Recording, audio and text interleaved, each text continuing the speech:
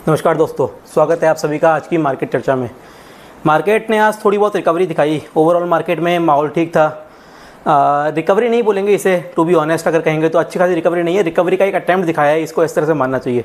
तो मतलब एक कोशिश की गई है कि भाई एक बार के लिए बॉटम बनाया जाए और वापस ऊपर चढ़ा जाए। देखते हैं ये चल पाता है कि नहीं चल पाता है, लेकिन टेक्निकली अब लग रहा है कि शायद रिकवरी आनी चाहिए। काफ़ी दिनों से हम वेट कर रहे हैं। 7-8 दिन की लगातार कमजोरी दिखाई है मार्केट ने। निफ्टी की बात करें तो, और similarly bank Nifty, mid cap सब ने ही लगातार कमजोरी दिखाई है। तो अब फाइनली ऐसा लग रहा है कि शायद यहाँ से थोड़ा सा रिवर्सल आए। काफ़ी इंतजार भी है रिवर्सल का, बट देखते हैं। ऐसा लग रहा है कि ये भी हो सकता है कि टेम्प्रेरी रिवर्सल आए और हल्का सा अब जाके वापस से नीचे उतरने की कोशिश हो जाए। तो यहाँ से कन्विंसिंगली ऊपर जा पा रहा है कि नहीं, मतलब वापस 23,000 को या 22,800 को टेस्ट कर पा रहा है कि नहीं, ये बहुत इंपॉर्टेंट है देखना। ऐसा भी होता है कि यहाँ से 22,300 के आसपास जाके वापस नीचे आ जाए। मैं भी आपको टेक्निकली दिखाता हूँ कि क्यों ऐसा लग रहा है। बट मार्केट अभी भी कॉशियस रहने वाला ही है। स्टॉक स्पेसिफिक पोजीशन तो बना सकते हैं, लेकिन थोड़ा सा कॉशियस रहने वाला मार्केट है। अभी थोड़ी कमजोरी है मार्केट के अंदर, और ये कमजोरी मेनली FIIs की बिकवाली से आ रही है। ऐसा लग रहा है क्योंकि लगातार बिकवाली कर रहे हैं। मैंने तो मतलब ये बात आई थिंक जब से ये बिकवाली शुरू नहीं हुई थी उससे पहले ही बोल दी थी, जब ये गिरावट शुरू नहीं हुई थी, क्योंकि मुझे पिछले महीने ही ये भनक लग गई थी कि FIIs लगातार बिकवाली कर रहे हैं 1 महीने से। तो मैंने इस बारे में एक अलग से वीडियो भी बनाई थी, इवन चर्चा भी की थी। और उस टाइम तक लोगों को नहीं पता लग रहा था, क्योंकि उस टाइम तक नेगेटिव इंपैक्ट मार्केट पे नहीं आ रहा था, क्योंकि DIIs ऑटोमेटिकली कंज्यूम कर रहे थे पूरी बिकवाली को।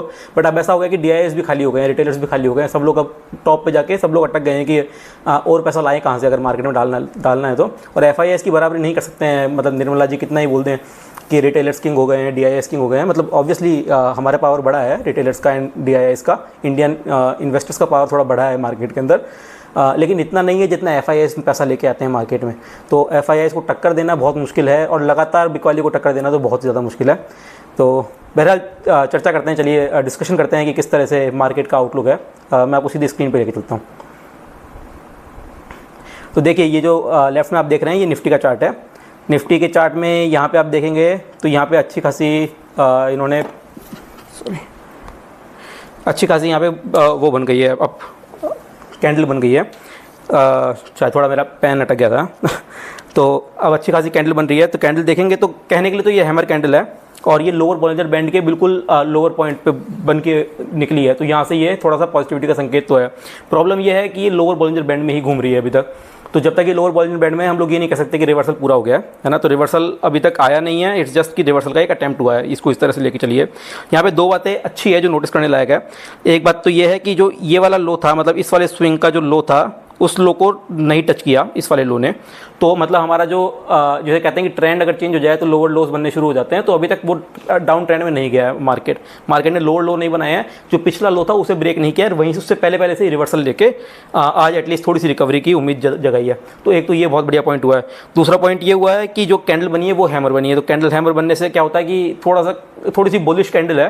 तो अगर कल कंफर्मेशन आता है तो एक बार के लिए वापस से 22,300 तो अटेम्प्ट करेगा ही करेगा। मेरा ये मानना है कि 22,300 में इसलिए बोल रहा हूँ क्योंकि 22,300 अगेन ये वाला लेवल है जो कि मिडिल बॉलिंजर बैंड का लेवल है, जो कि ऑलमोस्ट 20 EMA मान के चलिए आप। तो 20 EMA का जो लेवल है 22,300 का, वो बहुत इंपॉर्टेंट हो जाता है मार्केट के लिए। अगर 20 EMA के लेवल को ब्रेकआउट देता है मार्केट तो हम ये मानेंगे कि अपर बॉलिंजर बैंड में चला गया, एंड देन शायद वापस से अटेम्प्ट करेगा 23,000 के लिए, 22,800 23,000 के आसपास के लिए। लेकिन जब तक कि 22,300 को क्रॉस नहीं करता है, हो सकता है 22,300 पे अच्छा खासा रेजिस्टेंस होगा। तो वहाँ से वापस पलटेगा, तो फिर वो इस लो को भी तोड़ेगा जो हम लोग सोच रहे हैं कि अभी नहीं तोड़ा है। क्योंकि ये यहाँ से आके ये चल ऐसे ही चलेगा कि यहाँ पे इन दोनों लोस को तोड़ता हुआ अगला लो बनाएगा, विच कुड भी 21,600 21,500 के आसपास तक का। तो अगर यहाँ से 22,300 तक का एक रिवर्सल आता है और 22,300 से अगर हमें वापस से नेगेटिविटी दिखती है, तो मेरा मानना है कि वहाँ से फिर वापस से कम से कम 700-800 पॉइंट नीचे जाएगा मार्केट। तो थोड़ा कॉन्शियस रहना तो पड़ेगा इस मार्केट में। यहाँ पे बस अपने लिए जो एक पॉजिटिव संकेत आ सकते हैं वो ये आ सकते हैं कि वोटिंग परसेंटेज थोड़ा बढ़ रहा है, धीरे धीरे माहौल बन रहा है कि बीजेपी आ रही है। जो लोगों को बीच में डर लगने लगा था वो डर थोड़ा खत्म होता जा रहा है। अब सबको लग रहा है कि शायद बीजेपी सच में ही आ रही है वापस। तो जो अनसर्टेनिटी का था माहौल था, जो मार्केट में डर का था माहौल था, वो खत्म हो रहा है। तो हमारा जो इंटरनल अनसर्टेनिटी थी वो रिजॉल्व हो रही है। ऐसा लग रहा है, मोमेंटम के हिसाब से लग रहा है कि थोड़ा सा लोगों में वापस से वो कॉन्फिडेंस आ गया है। तो देखा जाए तो there is a high chance कि यहाँ से रिवर्सल ले और वापस से 23,000 के लिए अटैम्प्ट करे। लेकिन फिर भी 22,300 का तोड़ना बहुत ज़रूरी है। अभी आज वाले रिवर्सल को ये ना माने कि चलें कि आज तो रिकवरी आ गई, बॉटम बन गया एंड देन हम लोग अंधाधुंध खरीद कर सकते हैं। अंधाधुंध खरीद मत कीजिए। अभी जो भी खरीद करनी है स्टॉक स्पेसिफिक खरीद होनी चाहिए और वो भी बहुत कम क्वांटिटी में आपकी रिस्क एपेटाइट के हिसाब से होनी चाहिए, ताकि आप लोग और डिप में और खरीदने की हिम्मत रख सकें। अगर और डिप में और खरीदने की हिम्मत नहीं है तो भी पैसा मत डालिए, डिप का वेट कीजिए। और अगर इंट्राडे चार्ट भी देख लेते हैं एक बार के। इंट्राडे चार्ट की बात करें तो ये आज का इंट्राडे चार्ट था। आज तो अगर आप देखेंगे तो कंप्लीटली अप ट्रेंड में चला गया इंट्राडे चार्ट। पिछले कई दिनों से डाउन ट्रेंड दिखा रहा था, लेकिन आज फाइनली एक बॉटम बनाया और फिर अप ट्रेंड ही दिखाया। ये वाले बॉटम को, इस वाले बॉटम ने वापस इस वाले बॉटम को टच नहीं किया, तो आज का जो अप ट्रेंड था वो कंसिस्टेंट अप ट्रेंड था। तो आज का दिन अच्छा निकला ओवरऑल देखा जाए तो। आज के दिन से कोई शिकायत नहीं है। आज के दिन में इससे अच्छी रिकवरी नहीं आ सकती थी, और जो बॉटम टच किया है वो बॉटम भी काफ़ी नीचे तक का टच कर लिया इन्होंने। अगर यहाँ पे देखेंगे आप 21,800 के आसपास तक का बॉटम टच कर लिया है। तो 21,800 को अटैम्प्ट करने के बाद ऊपर आ गया और ऊपर आके 22,100 के आसपास क्लोज होना मायने रखता है मार्केट के लिए ऐसे माहौल के अंदर। तो ये तो बात कहनी पड़ेगी कि मार्केट ने आज थोड़ी स्ट्रेंथ दिखाई है। एंड नॉट जस्ट निफ्टी, आप देखेंगे bank Nifty, mid cap, small cap सभी थोड़ी बॉटम से काफ़ी अच्छे रिकवर हुए हैं, सब ने थोड़ी रिकवरी दिखाई है। आगे बढ़ते हैं, स्टॉक्स की बात करें। स्टॉक स्पेसिफिक कौन कौन से स्टॉक्स चले, तो आज फार्मा में थोड़ी तेज़ी थी। सिप्ला देख लीजिए, डिवीज लैब देख लीजिए, और भी बाकी फार्मा के जो स्टॉक्स थे वो अच्छी खासी तेज़ी दिखा रहे थे। इसके अलावा Asian paints, Adani ports, Adani group के दोनों कंपनीज जो निफ्टी में है वो दोनों अच्छी चल रही थी। एचडीएफसी लाइफ अच्छा चल रहा था। एचडीएफसी लाइफ ने आज अच्छा मतलब इंक्रीज़ दिया, 2% के आसपास की तेज़ी दिखाई। काफ़ी दिनों से अंडर परफॉर्म कर रहा है एचडीएफसी लाइफ, लेकिन आज अच्छी खासी परफॉर्मेंस दिखाई है, आउट परफॉर्मेंस दिखाई है पूरे मार्केट के अंदर। तो एचडीएफसी लाइफ में भी कुछ ना कुछ हलचल हो रही है, आप लोग उसे अपनी नज़र में रखिए, क्योंकि अभी के लिए निफ्टी में अगर आप देखेंगे तो दिस इज़ वन ऑफ दो स्टॉक्स जो कि काफ़ी अंडर वैल्यूड है ना। तो आपको वैल्यूशन के हिसाब से इसमें आपको बहुत ज़्यादा वैल्यू मिलेगी अगर आप इसमें इन्वेस्ट करते हैं तो। द ओनली प्रॉब्लम इस कि ये लगातार डाउन ट्रेंड में चल रहा था, तो इसमें एंट्री करने में डर लग रहा था, बट अब वो डाउन ट्रेंड तोड़ता हुआ नजर आ रहा है। अब ऐसा लग रहा है कि रिवर्सल ले रहा है, अच्छे 2-3 बार बड़ी कैंडल बनाई है, ग्रीन कैंडल बना रहा है, और कई बार अटैम्प्ट कर चुका वापस से बुलिश साइड में जाने की। तो मल्टीपल अटैम्प्ट्स कर चुका है, कई बार ब्रेक हो रहे हैं, अटैम्प्ट्स भी पूरी तरह से एक्सेप्ट नहीं हो रहे हैं, फेल हो रहे हैं, क्योंकि मार्केट का माहौल खराब है। लेकिन द मोमेंट मार्केट का माहौल अच्छा होता है, एचडीएफसी लाइफ हो सकता है आउट परफॉर्मर निकल जाए, तो एचडीएफसी लाइफ पे आप नजर रखिए पूरी तरह से। इसके अलावा अगर नेगेटिव साइड की बात की जाए, टाटा मोटर्स आज के लिए बहुत बड़ा एक्सीडेंट निकला। टाटा मोटर्स के कल रिजल्ट आए थे, रिजल्ट्स में इतनी कोई खराबी नहीं थी। रिजल्ट्स में ऐसा था कि रिजल्ट्स की से मतलब ये कंपनी इतनी बड़ी है कि इस कंपनी से एक्सपेक्टेशन ही बहुत ज़्यादा है। मैंने दिन में अलग से वीडियो बनाई थी, वहाँ पे मैंने कहा था कि इसके साथ और विराट कोहली के साथ सेम केस है कि कोहली अगर 100 रन नहीं बना पाता है और 95 पे आउट जाता है तो भी ये मान के चलते हैं कि कोहली मजा नहीं आया यार, कोहली की पारी में कोहली ने परफॉर्म नहीं किया, क्योंकि उससे 100 की एक्सपेक्टेशन है। वो का वो हॉल टाटा मोटर्स का है कि इससे एक्सपेक्टेशन बहुत ज़्यादा है। तो इवन दो ये अच्छे रिजल्ट पेश कर रहा है, इसको मतलब आज पटक दिया, क्योंकि थोड़ा सा एस्टीमेट से कम आया। Year on year, quarter on quarter अच्छे रिजल्ट्स हैं, लेकिन एस्टीमेट से मार्केट एस्टीमेट से थोड़ा कम है, इसलिए इसको बुरी तरह से आज नीचे पटका। प्लस इन्होंने जो अपना गाइडेंस दिया है, खुद ने जो अपना आउटलुक दिया है मैनेजमेंट ने, उन्होंने भी ये कहा है कि हमारा first half of financial year 25 थोड़ा सा कमजोर निकलेगा as compare to other time, and then second half में हमारी वापस से रिकवरी हो जाएगी, हमारी डिमांड्स वापस आ जाएगी कंज्यूमर व्हीकल्स की। तो उस कमेंट्री से भी बाजार थोड़ा सा डर गया, तो टाटा मोटर्स को आज पटका। लेकिन ऐसी कोई ज़रूरत लग नहीं रही थी, मतलब ऐसी कोई इतना खराब रिजल्ट नहीं था कि स्टॉक 10% नीचे गिर जाए।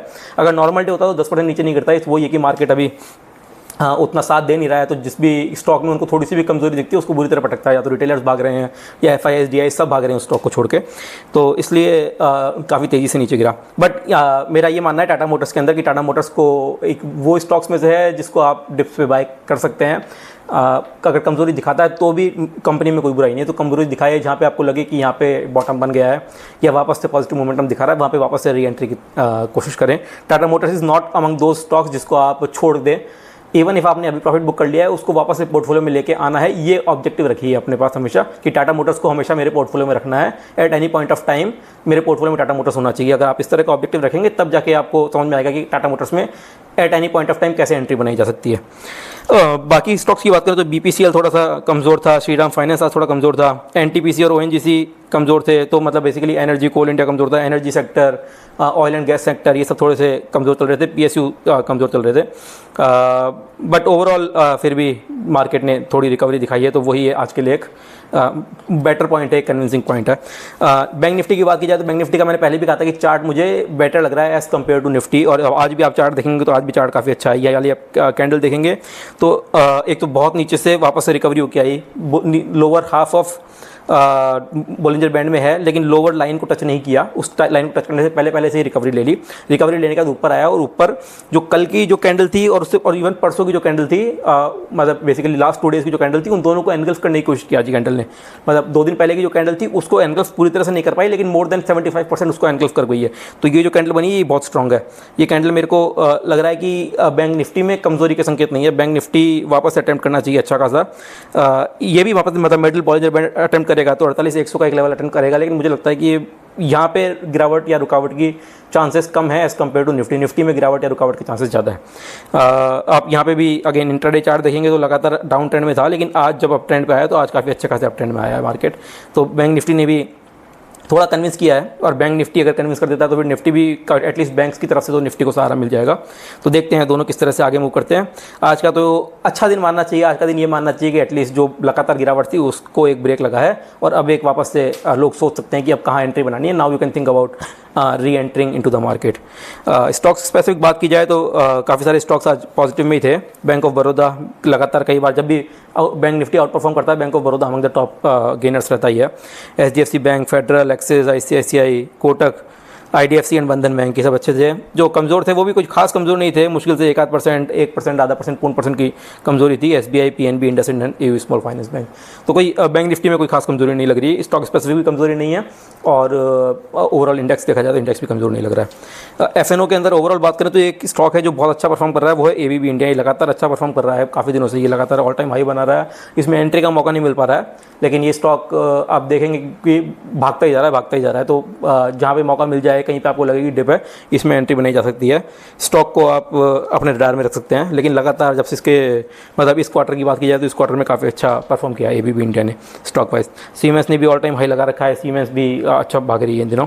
UPL एक बहुत इंपॉर्टेंट स्टॉक है आपके लिए। UPL का मैं आपको याद दिला दूँ, UPL पहले निफ्टी 50 का हिस्सा हुआ करता था, फिर लगातार निफ्टी 50 को इसने अंडर परफॉर्म किया। ये लगातार डाउन ट्रेंड में था। ये केमिकल कंपनी जिसके बारे में मैंने पहले भी बात की थी कि केमिकल कंपनीज लगातार गंदा रिजल्ट्स परफॉर्म शो कर रही है, प्रेजेंट कर रही है, and then every time in their results they say कि हमारा फ्यूचर आउटलुक अच्छा है, 6 महीने बाद हमारा अच्छा हो जाएगा मार्केट, 8 महीने बाद अच्छा हो जाएगा। ये हर बार ऐसे ही वही कमेंट्री डालते हैं, और लोगों को उस कमेंट्री पे से भी भरोसा उठ गया है। ऑलमोस्ट लगातार डाउन ट्रेंड में चल रही है chemical companies, and UPL was one of the worst performer with in Nifty, और इसीलिए निफ्टी से बाहर भी हुई थी।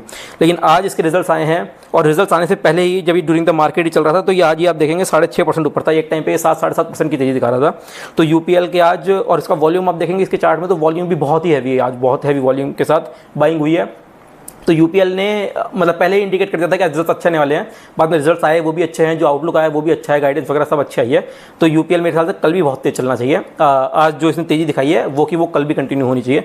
एक आध दिन कंटिन्यू होगी, उसके बाद शायद डिप दे, लेकिन एक आध दिन डेफिनेटली कंटिन्यू होनी चाहिए। रिजल्ट भी काफ़ी अच्छे हैं, और जो आज का मोमेंटम था, अगर आपने आज का मोमेंटम कैप्चर किया होगा तो आज ही लोगों ने बहुत पैसे बनाए होंगे UPL के अंदर। अगर नहीं भी बना पाए तो कल भी एंट्री करने का मौका रहेगा UPL में। बट ऐसा लग रहा है कि UPL शायद वापस से अपनी फॉर्म में आने वाला है। UPL एक जमाने का मल्टीबैगर रहा हुआ है, फिर काफ़ी टाइम इसने अंडर परफॉर्म किया है। अब अगर वापस से ये परफॉर्म करने पे आता है तो मेरे ख्याल से ये वापस से कोई अच्छी खासी तेजी दिखा सकता है। ये सेक्टर का ही प्रॉब्लम था, ये चाइना से काफ़ी कंपटीशन मिल रहा है सेक्टर को, तो ये सेक्टर अगर इंप्रूव होने लगेगा तो इस सेक्टर की सारी कंपनियां तेज चलेंगी फिर। तो 2 स्टॉक थे बेसिकली निफ्टी 50 के अंदर, एक तो HDFC लाइफ और UPL, जिन्होंने लगातार अंडर परफॉर्म किया है पूरी रैली के अंदर। ये 2 स्टॉक्स बिल्कुल नीचे गिरे हुए रहे। एक बजाज फाइनेंस भी है जो नीचे गिरा हुआ रहा है, लेकिन फिर भी बजाज फाइनेंस ने अप डाउन दिखाई, कंसोलिडेशन रेंज में रहा है। HDFC लाइफ और UPL जो है वो लगातार डाउन ट्रेंड में रहे थे। अब HDFC लाइफ भी रिवर्सल दिखा रहा है और UPL भी रिवर्सल दिखा रहा है, तो इन दोनों का अपने रडार में रखिए, क्योंकि वैल्यूएशन वाइज भी आप एंट्री बना सकते हैं, प्लस ये ट्रेंड के हिसाब से भी अब रिवर्सल दिखा रहे हैं, तो यहाँ पे एंट्री बनाने के अच्छे मौके मिल सकते हैं। इसके अलावा देखेंगे तो Dr Lal PathLabs, Cipla, M&M financial and Lupin, तो इन सबको देखें तो फार्मा में थोड़ी तेजी थी। वो ये स्टॉक्स के हिसाब से पता लग रहा है कि फार्मा में आज तेजी थी, तो फार्मा ने लीड किया था पूरे मार्केट की तेजी को। गिरावट की बात करें तो टाटा मोटर्स वापस से एक मेन एक्सीडेंट है आज का। निफ्टी को भी इसने ही नीचे लिया थोड़ा बहुत, नहीं तो निफ्टी में और भी तेजी आती, पर ये 8% नीचे गिरा हुआ था, तो निफ्टी में भी तेजी को ही रोक रहा था। इसके अलावा IGL, Piramal, SRF, Motherson, BPCL जो जनरल स्टॉक्स, ये BPCL oil and gas side से आ गया, तो ऑयल एंड गैस वाले स्टॉक्स भी थोड़े कमजोर चल रहे थे, एंड बाकी जो बेसिक जनरल स्टॉक्स हैं वो भी थोड़े बहुत मामूली गिरावट दिखा रहे थे। ओवरऑल मार्केट के माहौल की बात की जाए तो थोड़ा सा माहौल सुधरा है। पहले एक टाइम पे ये जो रेशो था 1:6 हो गया था, आपको याद हो तो, वो वापस से 1:1.5 के आसपास का रेशो आ गया है, ग्रीन वर्सेस रेड का, 915 वर्सेस 1379, तो थोड़ा सा इंप्रूव हुआ है। टोटल इंप्रूवमेंट नहीं है कि जब ग्रीन ज़्यादा हो जाएंगे तब मानेंगे टोटल इंप्रूवमेंट। तो ऐसा नहीं है, जब भी मैंने कहा कि ऐसा नहीं है कि सारे स्टॉक से सब कुछ रिकवर हो गया है, वापस से तेज़ी बन गई है मार्केट में, ऐसा नहीं है। लेकिन थोड़ा सा जो गिरावट थी, जो भी खराबी चल रही थी मार्केट के अंदर, एटलीस्ट वो थोड़ी कम हुई है। तो कम खराब हो गया मार्केट, पहले बहुत ख़राब था, अब कम खराब हो गया। इसको अच्छा ऐसे नहीं बोलेंगे कि मार्केट अच्छा हो गया, बट ठीक है, आगे बढ़ते हैं। यहाँ पे अगर सेक्टर्स की बात करो तो Nifty pharma, Nifty metal, Nifty realty, Nifty finance services, यहाँ पे आप देखेंगे तो जो हम लगातार बात कर रहे हैं, पीछे स्टॉक्स ने भी यही इंडिकेट किया, अब वापस से पता लग रहा है कि निफ्टी फार्मा ने लीड किया था पूरी तेज़ी को। बैंक और फाइनेंशियल सर्विसेज के स्टॉक्स ने लीड किया था आज की तेज़ी को। आईटी भी थोड़ा बहुत तेज़ी दिखा रहा था। गिरावट की बात करेंगे तो auto is because of Tata Motors, and then Tata Motors के साथ साथ हीरो, टीवीएस, बाकी सारे स्टॉक्स भी थोड़े कमजोरी दिखा रहे थे। तो सब, और बाकी PSU bank, oil and gas, Nifty energy, आप देखेंगे बीपीसीएल वगैरह, कोल इंडिया वगैरह, ये सब आज थोड़ी सी कमजोरी का कारण बन रहे थे। तो मतलब कुछ सेक्टर्स कमजोर थे, जो पहले सेक्टर्स अच्छे चल रहे थे वो थोड़े कमजोर हो गए थे, लेकिन जो सेक्टर कम परफॉर्म कर रहे थे वो सेक्टर आज तेज थे। लेकिन नेवरथलेस कुछ भी करके घूम फिर के थोड़ा सेक्टर रोटेशन हुआ, एंड देन अब फाइनली मार्केट वापस से ऊपर आने की कोशिश कर रहा है। तो ये बहुत बढ़िया हो गया। कल के आउटलुक की बात करते हैं। अब कल के आउटलुक के लिए निफ्टी के लेवल्स की बात करते हैं मेनली, कि निफ्टी में हम लोग कहाँ पे नजर रख सकते हैं। तो अभी 22,100 के आसपास है, तो 22,100 का ही लेवल पकड़ के चलते हैं। यहाँ से देखेंगे तो 161 का जो ओपन इंटरेस्ट है ये पुट साइड है, और ये कॉल साइड है। तो पुट राइटिंग की बात करें तो 161 का लेवल है 22,000 के लेवल पे। तो 22,000 का लेवल तो इंपॉर्टेंट है ही, लेकिन 22,000 का लेवल इंपॉर्टेंट केवल 100-100 पॉइंट दूर है, मतलब अभी का जहाँ पे करंट क्लोजिंग है। तो एक गैप डाउन हुआ और 22,000 का लेवल तो टूट जाएगा। तो 22,000 का लेवल इंपॉर्टेंट है, लेकिन उतना इंपॉर्टेंट नहीं है जितना कि ये वाला लेवल है, विच इज़ 21,800। आज भी जो रिकवरी आई है वो 21,800 के लेवल से ही आई है, तो आप 21,800 के लेवल को मानिए। देखिए 22,000 का अगर लेवल टूटेगा तो ये जो 161 हैं ये सारे यहाँ जाके बैठेंगे, मूव करेंगे, ये अपनी पोजीशंस को बनाएंगे ना कहीं पे जाके, कहीं से तो रिकवर करने की कोशिश करेंगे जो भी लॉस हुआ है उसको, तो ये लोग वहाँ मूव करेंगे। तो इनके पास जो बेस्ट ऑप्शन है वो 21,800 का ही है। तो 21,800 जब मार्केट तोड़ेगा तो आप ये मान के चलिए कि काम खराब है। 21,800 के बाद तो पोजीशन बनानी नहीं है किसी हालत में। और अगर 22,300 के ऊपर निकलता है मार्केट तो आपको पोजीशन बनानी, जैसे कि मैंने पहले भी आपको चार्ट में दिखाया कि 22,300 के ऊपर आप ये मान सकते हैं कि वापस से बुलिश फॉर्म में आ गया है। इस बीच में घूम रहा है तो आप लोग केवल ट्रेड कीजिए, छोटे मोटे ट्रेड जहाँ पे आप ले सकते हैं वहाँ पे ट्रेड लीजिए, लेकिन आप कन्विंसिंगली ये नहीं बोल सकते कि मार्केट पूरा बुलिश मोड में आ गया है। तो मोस्ट प्रोबेबली 21,800 के ऊपर रहेगा मार्केट, ये मेरा एस्टिमेट है, ये मेरा आइडिया है कि 21,800 के ऊपर रहना चाहिए। 22,000 होता है एक बार, कल अर्ली मॉर्निंग अगर एक बार डिप देना चाहेगा तो होता है 22,000 को वापस टेस्ट करे, लेकिन 21,800 से ऊपर से वापस अप ट्रेंड में चला जाएगा अगर इसको अब ऊपर मूव करना होगा। तो अगर नेगेटिव, अगर कॉल साइड की बात करें, कॉल राइटिंग की रेजिस्टेंस देखने की कोशिश करें तो देखिए 22,500 पे एक अच्छा खासा ओपन इंटरेस्ट है, जो कि होना ही है। 22,500 साइकोलॉजिकली भी बहुत इंपॉर्टेंट लेवल है, तो ये तो लेवल होना ही है। लेकिन 22,500 से ज़्यादा इंपॉर्टेंट क्या है, ये 22,300 का लेवल आप देखेंगे। 191 का ओपन इंटरेस्ट 22,300 पे भी है। 22,300 वही लेवल है जहाँ पे 20 EM में भी बैठा है, और बॉलिंजर बैंड का मिडिल जो बॉलिंजर बैंड है वो भी बैठा है। तो 22,300 का लेवल आपके लिए अभी के लिए रेजिस्टेंस है। तो आप 21,800 से लेके 22,300, मतलब ये 500 पॉइंट की रेंज मान के चलिए निफ्टी की। पहले मॉर्निंग में बहुत अच्छा, मतलब काफ़ी चांसेस हैं, अगर कुछ और ग्लोबल मार्केट्स में कुछ खास नहीं होता है तो there is a good chance कि कल थोड़ी सी एक बार के लिए फर्स्ट हाफ में थोड़ी सी डिप दिखाए, पहले आधा घंटे में 1 घंटे में एक डिप दिखा के उस तक 22,000 तक का अटैम्प्ट करे, 22,000 से वापस रिवर्सल ले, और रिवर्सल लेने के बाद 22,300 का अटैम्प्ट करे। मतलब मुझे जहाँ तक लग रहा है निफ्टी की चाल यही होनी चाहिए कल के दिन में, बाकी देखते हैं कल क्या होता है। और अगर बहुत अच्छा मूड माहौल रहा तो फिर हो सकता है 22,300 भी क्रॉस कर जाए। 22,300 क्रॉस करने के बाद तो हम लोग थोड़ा एग्रेसिव बाइंग शुरू करेंगे मार्केट के अंदर, ये मान के चलिए। तो आई होप ये आप लोगों को समझ में आया होगा आज का मार्केट। एक स्टॉक के बारे में मेरे को बात करनी है आप लोगों से, जो मैंने अभी तक बात की है स्टॉक में, जहाँ पे मेरे को लग रहा है कि पोजीशंस अच्छी बन सकती है। ये है ICICI बैंक का स्टॉक चार्ट।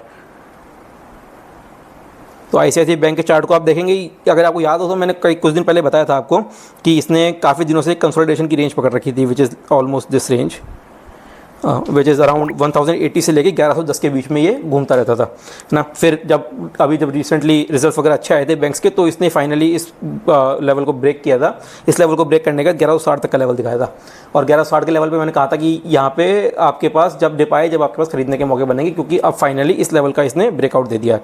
अब आप देखेंगे तो इस लेवल का ब्रेकआउट भी दिया है, और इस लेवल का ब्रेकआउट के बाद इस लेवल को रीटेस्ट भी कर रहा है। आज इसने रीटेस्ट भी किया इस लेवल को, डिप आया पिछले 7-8 दिन में इसने थोड़ा डिप दिखाया, पर आप ये मानिए कि इसने डिप दिखाने के बावजूद इतना डिप नहीं दिखाया जितना बाकी स्टॉक्स दिखा रहे हैं। ये जो डिप था ये मामूली सा डिप था, और ये वापस से अपने बिल्कुल उस लेवल पे बैठा है जहाँ पे इसको होना चाहिए। और उस लेवल पे बैठने के बाद आज बहुत बढ़िया कैंडल बनाई है। आज की जो ग्रीन कैंडल है ये इतनी बढ़िया कैंडल है, ये बुलिश एंकरस्विंग कैंडल है। इस कैंडल के बाद कल कंफर्मेशन आ जाने दीजिए, अगर कल इसमें पॉजिटिवली ओपन होता है तो इसके बाद इसका अगला टारगेट 1180 के पार होना चाहिए।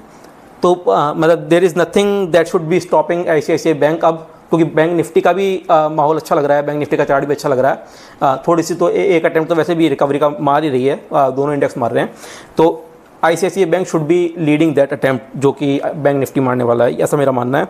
तो 1180 के टारगेट के हिसाब से इस जगह पे पोजीशन बनाई जा सकती है कल के मोमेंटम के हिसाब से।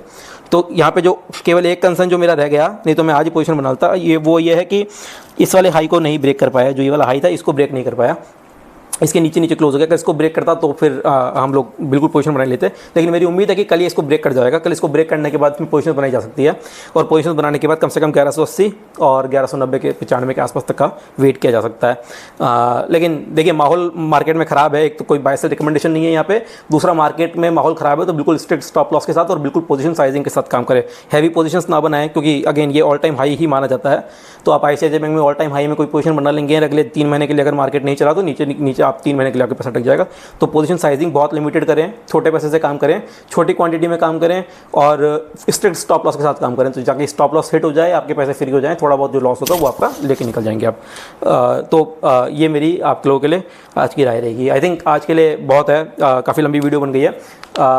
आई होप सब समझ में आया होगा आप लोगों को, मार्केट में मूड माहौल भी अच्छा है, आप लोगों की ट्रेडिंग अच्छी चल रही होगी। कमेंट्स में जरूर लिखिए किस तरह की ट्रेडिंग चल रही है, आप लोग क्या सोचते हैं, क्या पॉइंट्स आपको लगते हैं कि मुझे एडिशनली इंक्लूड करनी चाहिए, या फिर कुछ कोई बात है जो समझ में नहीं आ रही है, या कहीं पे आप मेरे से डिफर करते हैं, तो प्लीज़ लेट मी नो, उस चीज़ को अकॉर्डिंगली डिस्कस करेंगे हम लोग। बाकी खुश रहिए, मस्त रहिए, चैनल को सब्सक्राइब कर लीजिए एंड लाइक कीजिएगा, वीडियो को शेयर कीजिएगा अपने दोस्तों के साथ जो भी इस वीडियो के साथ बेनिफिट हो सकते हैं। और बाकी मस्त रहिए, खुश रहिए, शुभ रात्रि, थैंक यू।